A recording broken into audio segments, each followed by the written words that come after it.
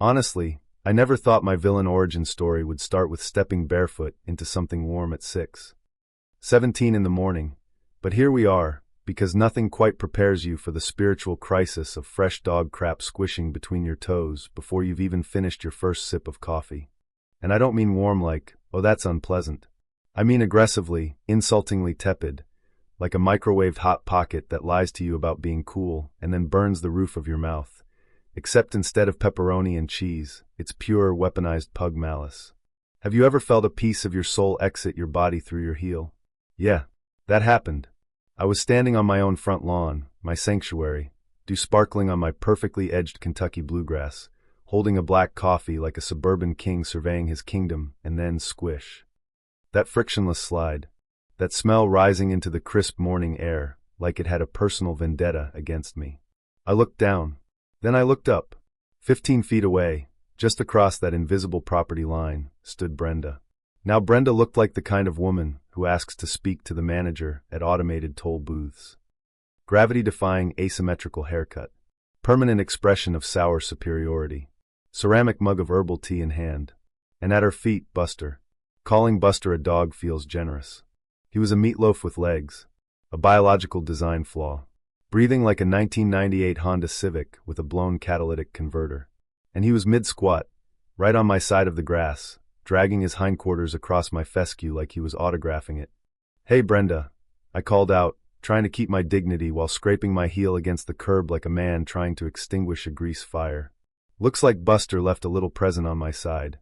She lowered her mug slowly, smiled, the kind of smile that doesn't reach the eyes, and said, "Oh, I don't think so. Buster only goes on our property. He has a sensitive stomach." A sensitive stomach. Maybe a stray wandered through the night. A stray. In a gated subdivision with 3 security cameras per mailbox. "Sure. Brenda," I said, pointing at the wheezing meatloaf currently finishing his masterpiece. "He's literally finishing right now." "Well," she snapped, turning away, "you shouldn't walk barefoot outside. It's unsanitary." And just like that, she waddled back inside, Buster trailing behind her like a sentient loaf of regret, leaving me alone with the smell and a realization settling in my chest. Peace was no longer an option. Now you have to understand something. My lawn isn't just grass. It's therapy. I aerate. I overseed. I test soil pH like a suburban mad scientist. That strip of green is the one place in my life where everything obeys rules. Brenda had her roses. 12 heritage roses planted right along the property line, leaning into my airspace like smug floral aristocrats. She talked to them, played classical music through a waterproof speaker, dusted their leaves with a feather duster. They weren't plants. They were her legacy. And every morning at exactly 6:15 a.m., like clockwork, she nudged Buster off her pristine mulch and onto my lawn. 3 days in a row. So I stopped confronting her. I watched, calibrated my Ring camera, collected 1080p evidence of the daily biological assault. Day 4, I marched over with the footage on a tablet. "Brenda, we need to talk." She squinted at the screen, saw the rhinestone collar that literally said Buster sparkling in morning light, and shrugged. "That could be any pug. Brenda, it says Buster." "Are you harassing a single woman?" she shrieked. "I'll call the police." "Please do." That's how I met Officer Miller, a man who looked like he was emotionally 30 seconds from retirement at all times. He listened. He sighed. He delivered the line that would change everything. "This is a civil matter. I can't arrest a dog. A civil matter." That smirk Brenda gave me after he left, that was the spark. If this was civil, then I would be civil. Wildly, creatively civil, within the strict confines of municipal code. You don't poison roses. That's illegal. You feed them. I bought a heavy-duty orange 5-gallon bucket from Home Depot, cracked lid, perfect for off-gassing. And for 2 weeks, I became a fecal ninja. Every morning, after Buster's ritual, I collected it. Didn't throw it away. Deposited it in the bucket behind my shed. Added water, sugar, yeast. Now before you judge me, compost tea is a legitimate horticultural technique. It accelerates bacterial breakdown of organic matter. What I created was something else. The bucket bubbled. It burped once. I heard it from 10 feet away. The smell became a physical presence. Even the HOA president, Gary, polo tucked into cargo shorts, showed up after Brenda complained. "It smells like a ruptured sewer." "Gary," I smiled warmly. It's artisanal compost tea. Eco-friendly. Fully organic. He blinked twice and retreated like a man who had seen too much. Then came Jimmy. Local landscaper. Lifted F-250. Communicated mostly in grunts and energy drink gulps. I hired him to install a high-pressure boundary-focused irrigation system. This pump, he said, scratching his neck, is meant for a 2-acre potato farm. I'm passionate about hydration, I replied straight-faced. He shrugged. Your money. We tested it with water. The mist shot up, wind drifting west to east, directly onto Brenda's roses.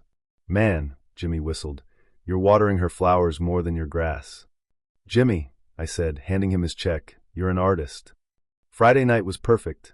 Hot, stagnant air. Brenda's annual rose appreciation brunch in the morning. Under cover of darkness, gloves on, mask tight, I connected the secondary intake hose to the orange bucket. The smell nearly made me see God. I flipped the switch. The pump roared, and what erupted into the night wasn't water. It was a dark brown atomized mist, hyper-fermented vengeance turned aerosol. The wind carried it beautifully across that invisible line, coating every petal in a fine acidic film. 3 minutes. Flush system with clean water. Bucket rinsed. Evidence gone.